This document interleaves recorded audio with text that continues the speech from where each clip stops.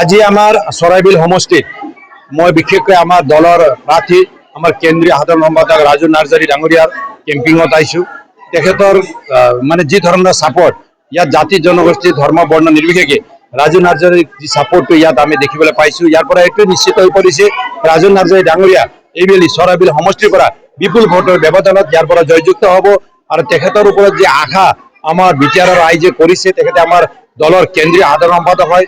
যোৱা দিনত তেখেতে UPPL দলৰ মজ্জিয়াত থাকি যি ধৰণে বিটিআৰৰ ৰাইজৰ কাৰণে প্লেন পলিচি বনোৱাৰ পৰা আৰম্ভ কৰি বিভিন্ন ভিজনৰ মানে ডকুমেণ্টছটো তৈয়াৰ কৰাৰ সময়ত বা বাকী যিমান আমাৰ দলৰ সভাপতি বা বিটিআৰৰ চিফৰ লগত থাকি যিদৰে কামটো কৰিছে, ইয়াৰ পৰা মানে এইটোৱে আমি তেখেতৰ ওপৰত আশা কৰোঁ তেখেতে জয়যুক্ত হোৱাৰ পিছত নিশ্চয় আমাৰ বিটিআৰ ৰাইজৰ কাৰণে ভাল এটা কাম কৰিব।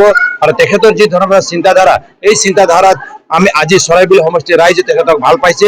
আৰু ইয়াত এইটো প্ৰায় স্পষ্ট হৈ পৰিছে, ইয়াত আজিৰ দিনত মই যি দেখিছোঁ ৰাজু নাৰ্জাৰী ডাঙৰীয়া ভালে ভোটৰ ব্যৱধানত ইয়াৰ পৰা জয়যুক্ত হ'ব। জয়যুক্ত হৈ যোৱাৰ পিছত আমি সুন্দৰভাৱে সকলো আমাৰ দলৰ কৰ্মীসকলক লৈ মানে আমাৰ যিসকল জিকি আহিব এখেতসকলক লগত লৈ আমি অকলে বিটিআৰৰ চৰকাৰ গঠন কৰিম। আৰু প্ৰমোদ বড়ো ডাঙৰীয়া আকৌ এবাৰ বিটিআৰৰ চিফ হ'ব, এইটো প্ৰায় নিশ্চিত হৈ পৰিছে।